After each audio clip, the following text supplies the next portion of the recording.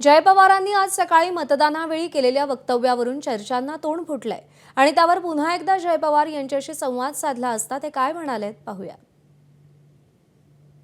लोकांची इच्छा आहे, पण आता बघू जशी वेळ जवळ येईल. पण आता तरी तसं काय नाही. माझ्या मनात मी तुम्हाला माझी भावना सांगितले. मला पक्षाचा छोटा कार्यकर्ता म्हणूनच काम करायचं आहे आणि वहिनी आणि पारदादा आहेत.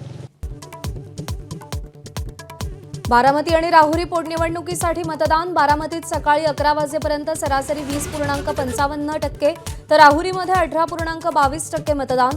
बारामतीत 22 उमेदवार रिंगणात.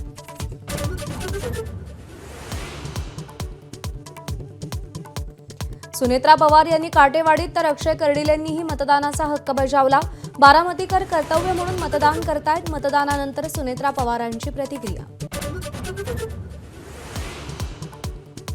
2029ला बारामतीतून मी लढावं अशी कार्यकर्त्यांची इच्छा. जय पवारांचं वक्तव्य.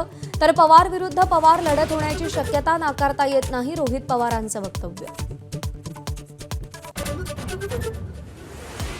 तमिळनाडूमध्ये सकाळी 11 वाजेपर्यंत सरासरी 37.56% मतदान.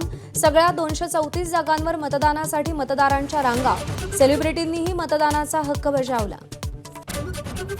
पश्चिम बंगालमध्ये पहिल्या टप्प्यात 152 जागांवर चुरशीनं मतदान. सकाळी 11 पर्यंत सरासरी 41.11% मतदानाची नोंद. अभूतपूर्व सुरक्षा व्यवस्थेत मतदानाला सुरुवात. शिवसेना आमदार संजय गायकवाडांनी पुन्हा शिवीगाळ केली. शिवाजी कोण होता या पुस्तकाच्या प्रकाशकांना घरात घुसून मारण्याची धमकी. तर संजय गायकवाड भूमिकेवर ठाम.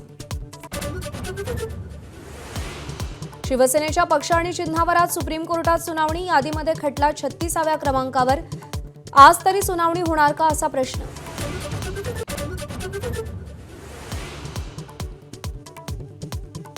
नेस्को ड्रग्ज प्रकरणातला मुख्य आरोपी भारत सोडून पळाला. मुख्य आरोपीची गर्लफ्रेंड जिया जेकबला काल अटक. नेस्को ड्रग्ज पार्टी प्रकरणी आतापर्यंत 11 आरोपींना अटक.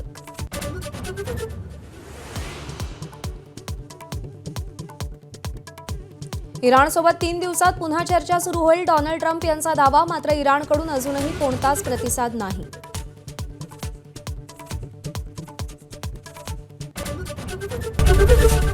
एबीपी माझा, उघडा डोळे बघा नीट.